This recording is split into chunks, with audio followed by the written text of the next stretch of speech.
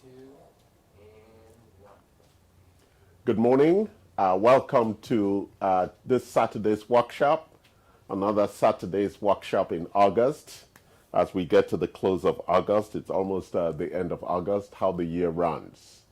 I think that our obsession and challenges with dealing with COVID-19 has made this year such a short year, and it's almost running past halfway towards the end.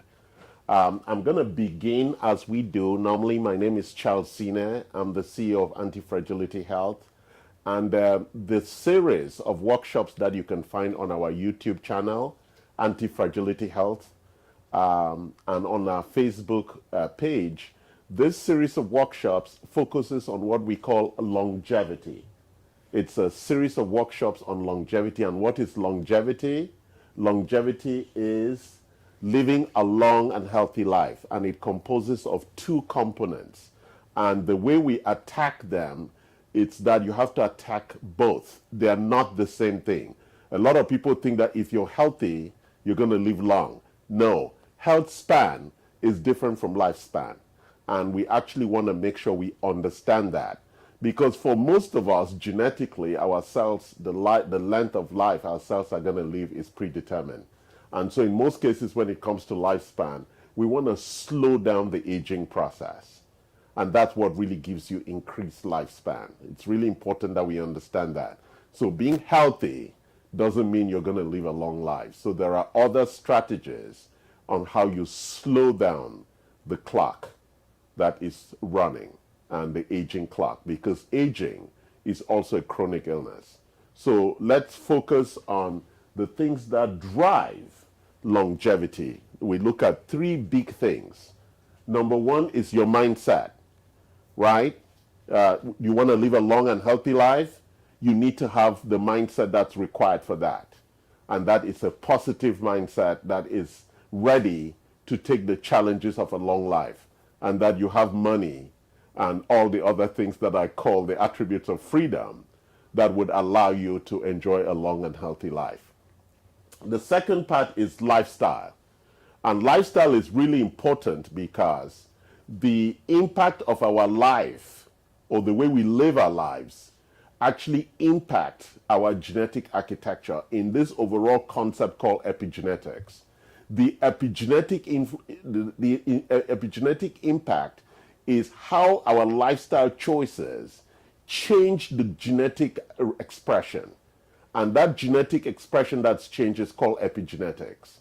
And so, for example, if you inherited a really good architecture for your lung cardiovascular, but you end up smoking, you actually will dysfunction the cardiometabolic expression into heart disease and other consequences that come with that. That may not have been part of your genes. But on the other hand, if you inherited a bad cardiometabolic architecture from your parents because they smoked, because we inherit that epigenetic architecture, then if you live a good lifestyle, you could actually change that architecture again. That's the opportunity that lifestyle gives us. So it's really important that we understand this, right? And we've gone over this again and again. So the lifestyle choices you make based on your mindset actually changes your genetic expression, which is what we call epigenetics. And lastly, the body, or the way God created the architecture, is that it has signals. Signals of temperature, signals of pressure, blood pressure, signals of pain, dysfunction, signals of headache, signals of drowsiness. So we get a lot of signals. And among these signals, we have the ability to discern whether we're healthy or whether we're sick, and therefore we drive the intervention. So signals and our understanding of them is really, really important. So for example, if you cannot sleep 8 hours every night, that tells you something is wrong, because you are supposed to sleep 8 hours a night if you are already in your 40s. Yes, babies can sleep 14, 15 hours because that's babies, they're growing. But if you're above 25, 30, and you cannot sleep up to 8 hours, or you're sleeping more than 8 hours, like 10 12 hours, then something is wrong, right? So those are signals that we can then look into and see what the underlying drivers of that are, as an example. But today, we're stepping into this big arena. This is the number one cause of death in America globally, cardiometabolic failures. The failure of the driving architecture that drives blood, that drives nutrients, that drives liquid. It's like the pipeline. I would call it the pipeline, the thing that runs the body, that supplies fuel. So this is our logistics architecture, the thing that carries the food when it's digested and carries it to all the cells and bring back all the outcomes from cellular function, what we call all the outputs. And those outputs will be in different formats. So this plumbing architecture, when it's dysfunctional, it's the number one cause of death before cancer. So it's important we understand that. And so we're stepping into this space, and it's going to cover 4 weeks of discussion. Today, we're going to talk about the big one that everybody tends to be ignorant about, which is the HDL, LDL cholesterol architecture. And next week, we'll talk about the sugar metabolism, the issues of diabetes that's killing so many people with amputations, going blind, and dialysis. Actually, you notice they keep building more dialysis centers than telling us to stop eating sugar, right? I love capitalism. Make money from stupid and ignorant and lazy people. That's the architecture. So if you don't stop eating sugar, you end up losing your kidney in a dialysis center, or get amputated, or go blind, and that's the outcome. There is no other choice than to stop eating sugar. And that's what we're going to talk about next week in sugar metabolism. And then we want to look at the genetics and epigenetics impact as we look at some of the measurements, things like LP(a) and some of the biomarkers that are inherited, and what are the strategies you need to do to change those, because that's what we inherited, and you just want to make sure it doesn't express in this current life. And then finally, we'll look at the thing that drives all chronic illness, inflammation and oxidative stress. We're going to talk about inflammation today and oxidative stress. And just very briefly, let me give you some context around that. At the core of all chronic illness is inflammation and chronic illness. And where does most inflammation come from? It comes from obesity, it comes from infections, it comes from heavy metals, all of those things that in functional medicine we want to remove so that we can lower the opportunity for inflammation when it's out of control, when it becomes chronic, to cause chronic illness. And so we want to reduce chronic inflammation, because acute inflammation is good, but chronic is very bad.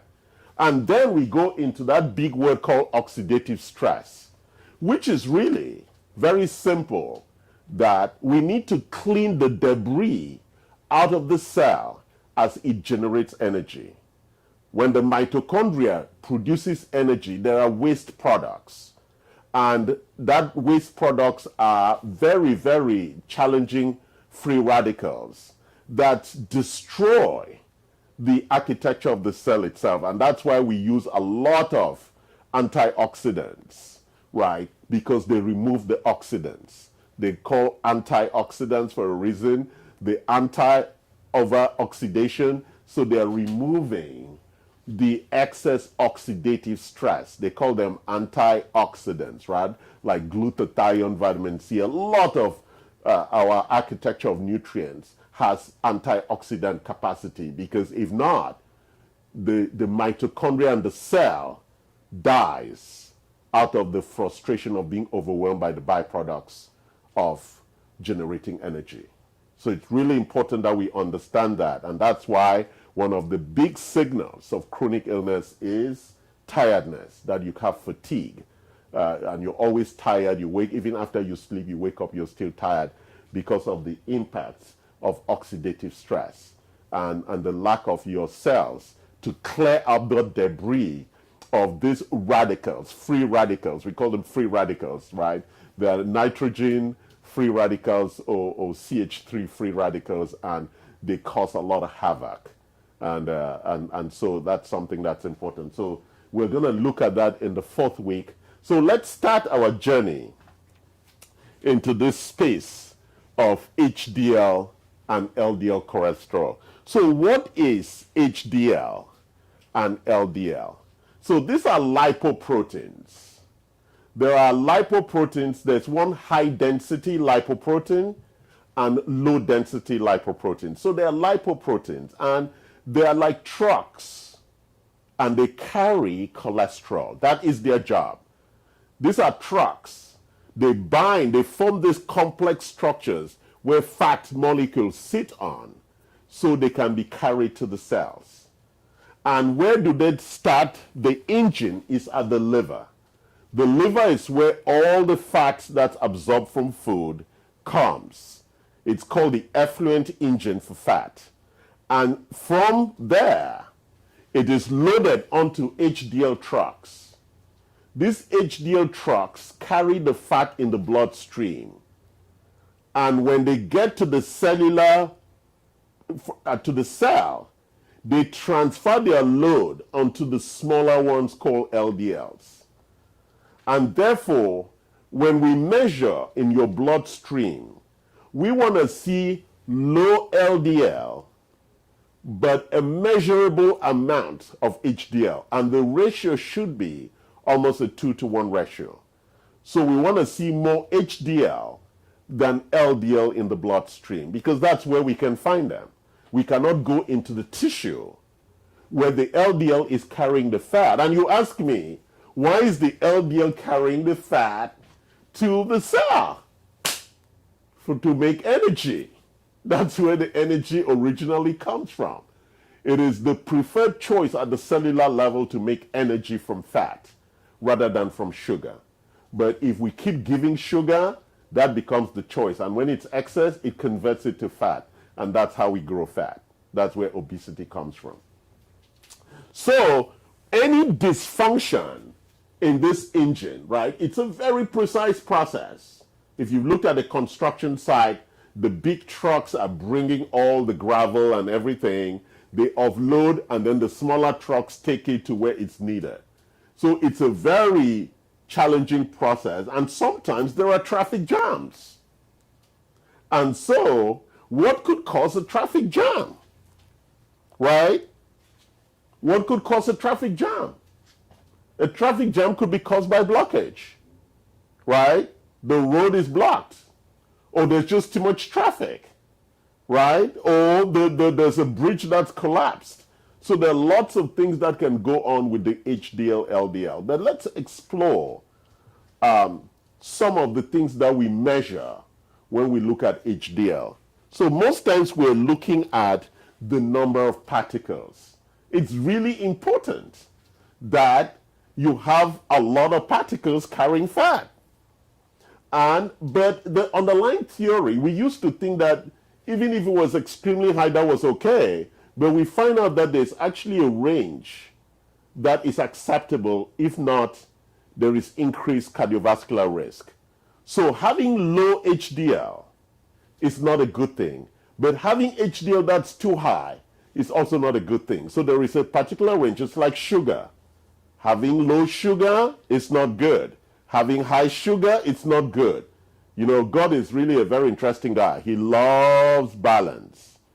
So we need to stay within the upper lower levels and the lower limits within that sweet spot. And that is the critical issue about HDL measurement that we need to understand.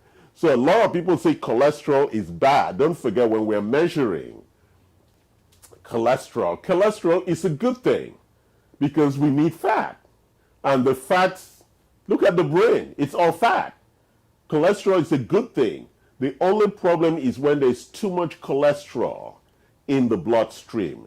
And that is because there is an HDL LDL dysfunction in terms of the logistics, in terms of who is carrying the fat to the bloodstream, into the bloodstream to the cells, and who is bringing the excess fat that the cells couldn't use back to the liver. And what happens as it comes back to the liver and the liver is overwhelmed with too much cholesterol, then it begins to build belly fat around the liver, right? That's where it stores it. That's why we all develop belly fat as we start getting fatter and fatter and fatter and fatter and become fat boys like me, right? So it's very, very important that you manage that overall balance really well. It's an important thing. So the second thing that we look at are the sizes of the HDL particle. We want bigger trucks because bigger trucks mean they carry more cholesterol or fat, right? Triglycerides. And so carrying the size of these particles is very important. And when most people go to their doctors and say, oh, I did my labs and my doctor said I was fine. Well, so what's your cholesterol number? Well, they said it was fine. What's your HDL LDL number? Well, he said it was fine. Well, one of the challenges that we have when we look at labs is that we are looking at the labs, the numbers that are represented are population ranges. We need to find our specific numbers or for our family that is the right number for us.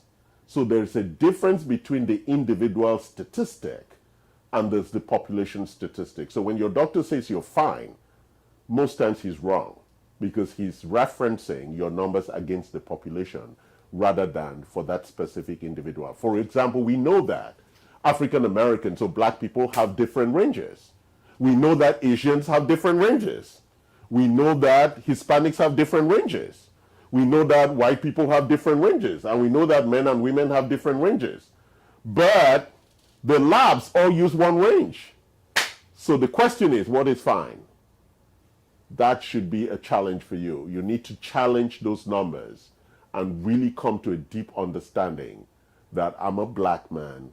What are the boundaries for my HDL, LDL cholesterol numbers so I don't die? And that's why most black people die from heart disease because they're misled by those population numbers. Lastly, we want to look at the integrity of the particles, right? Because if you have old trucks, then they slow down in traffic and they produce a lot of smoke, right? So we want healthy, powerful lipoproteins that are carrying the fat. Really important you understand this. And these are the things that's why I prefer using Boston Heart Diagnostics as my blood for diagnosing cardiometabolic issues because it gives me in-depth detail around the particle sizes for me to be able to estimate how much risk a patient is carrying.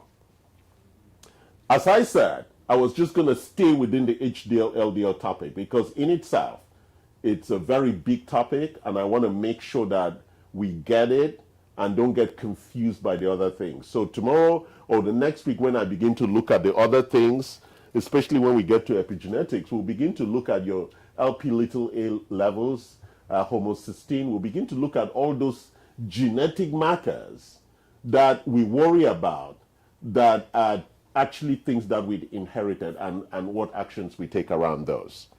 So let's now look at HDL dysfunction. 3 big things drive HDL dysfunction. 3 big things. Inflammation. Inflammation is, we all have inflammation, chronic inflammation. It just being alive generates significant chronic inflammation. And as I said, that's why we have patients downstairs who are on IV now with chelation, and they are removing heavy metals and other condensates that are blocking the arterial wall. And therefore, removing those heavy metals reduces your inflammatory signals. And so it's a very, very important thing that we need to do. Oxidative stress. That's why we give a lot of glutathione. Or that's why we are supposed to take a lot of glutathione. And if I look here, I will be able to look at a couple of supplements that we use for these things. So we have here the CM Core, a complete metabolic protocol in convenient packs. This is from Automolecular, and it looks at those things that I've just been talking about.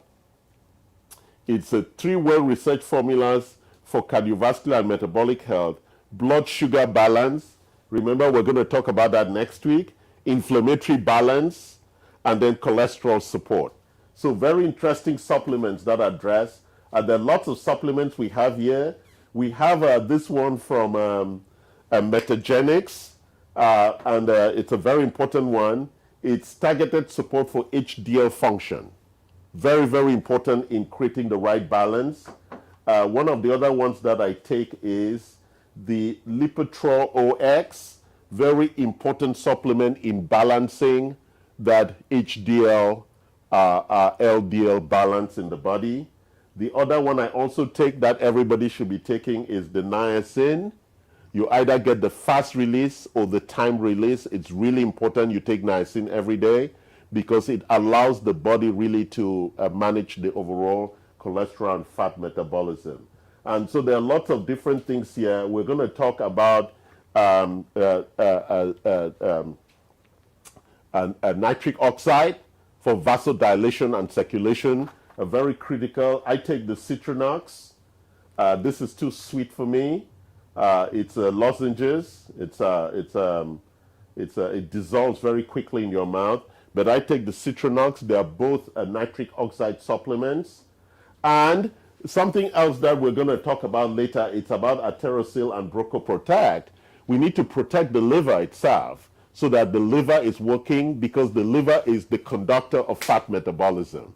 It's really important. It drives the triglycerides, the cholesterol, the HDL, the LDL transport, and you know the liver does a lot of other things. But when it comes to cardiometabolic, we want to focus on the liver functions for that, like bile and all of that, but we just want to stay with the fat as the fat conductor in the body. Very important. The Broco-Protect and the Atherosol, which is for endothelial function, and we'll talk about that as we walk ahead. So we spoke about inflammation. Let me go back. What are the key ones that I use for inflammation? SPM. There are significant studies already about SPM as a modulator of inflammation. Let me quickly explain what modulating of inflammation means. So this is what happens. There's a trigger for inflammation. The inflammation rises, and it's supposed to come down. This is acute inflammation. Chronic inflammation, it's when it comes up and it's not modulated. And SPM modulates inflammation. So if you take SPM every day, as I do, it's one of our most expensive supplements because it addresses this big issue, inflammation. It's a fractionated fish oil, very expensive supplement. This little body with 60 soft gels, it's $70. So it's more than $1 for each of these fish soft gels that are in here. It's a very expensive supplement because it addresses that issue. And there are over hundreds of studies about how SPM modulates inflammation. It's a very, very important topic. And actually, everybody should be on this. You have no other choice because inflammation comes from infection. It comes from obesity, from the fat that we're storing, because fat causes inflammation. It comes from allergies.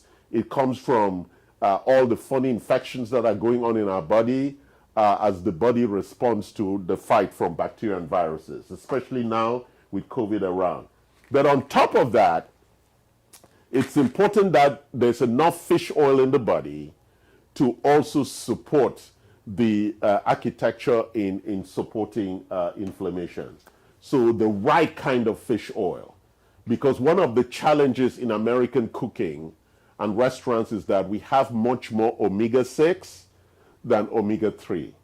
And so you want to take a lot of good fish oil or eat free catch salmon and all the fishes that are wildly caught that have very, very good. Don't listen to the people who tell you it was wildly caught. You need to have evidence that it was wildly caught. So you get it. Or you take my omega-3s, which are validated to be actual extracted from those fishes. And therefore, the balance of omega-3 and omega-6 is really critical in addressing the inflammatory signals. So that was number one, inflammation. Number two, let's talk about oxidative stress. Oxidative stress, big topic. And that's why we use glutathione. Oxidative stress arises, as I said earlier, from the production of energy. It is like a car running in a closed garage. That's what cells are. They're bounded all around. And therefore, somebody needs to remove the exhaust gases, which are this nitric oxide and just free radicals that are running crazy and destroying everything around them. And so what antioxidants do, they bind with these free radicals and excrete them, allowing the oxygen flow that is required for diphosphate to be transformed into triphosphate, ATP, adenosine triphosphate, which is the architecture of energy. That extra phosphate molecule is the source of energy in the entire body.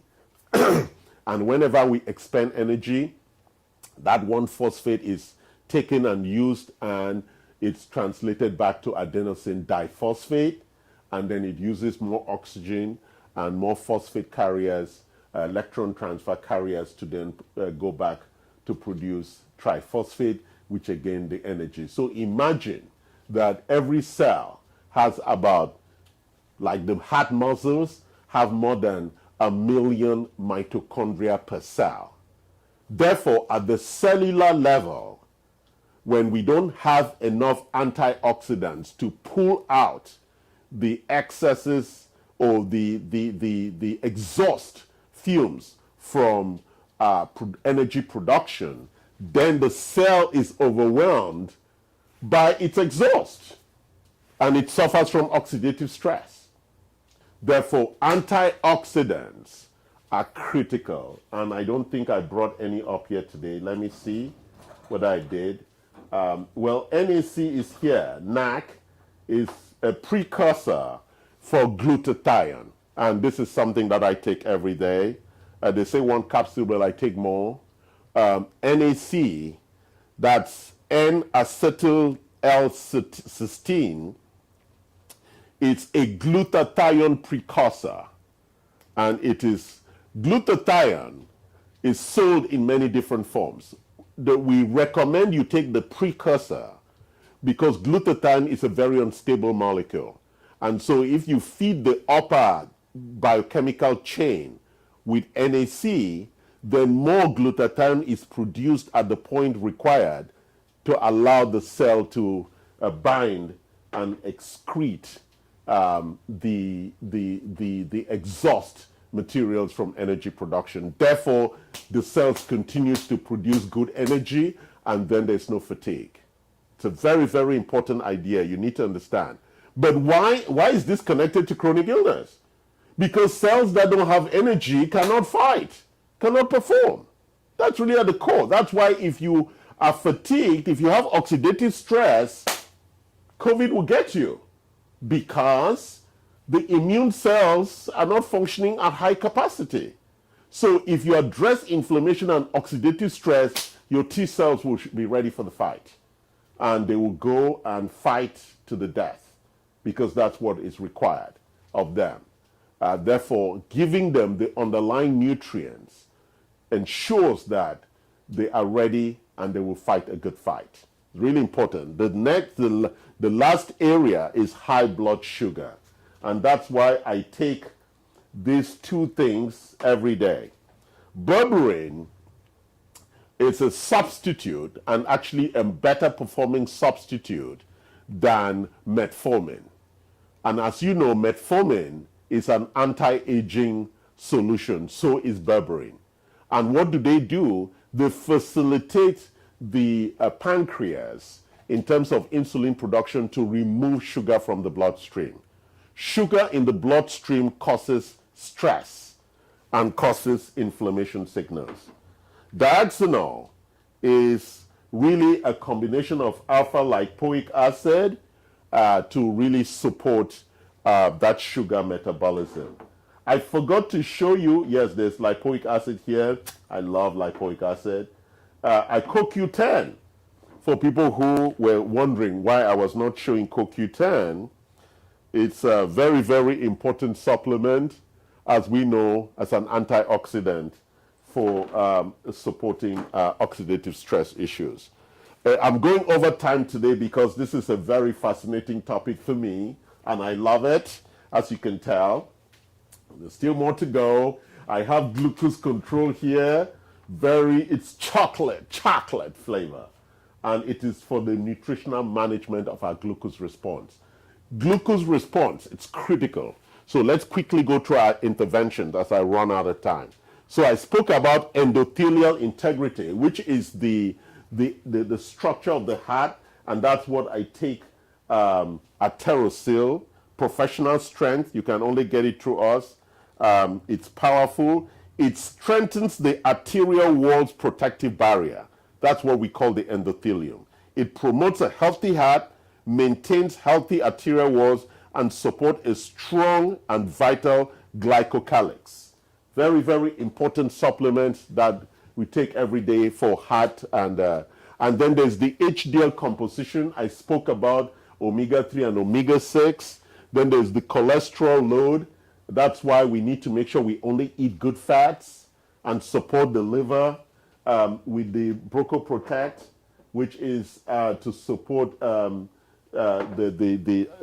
detoxification architecture, and then the liver integrity issues. So I know I ran out of time. It's just a topic that I love and I'm deeply fascinated with. Please do send off your questions, your comments.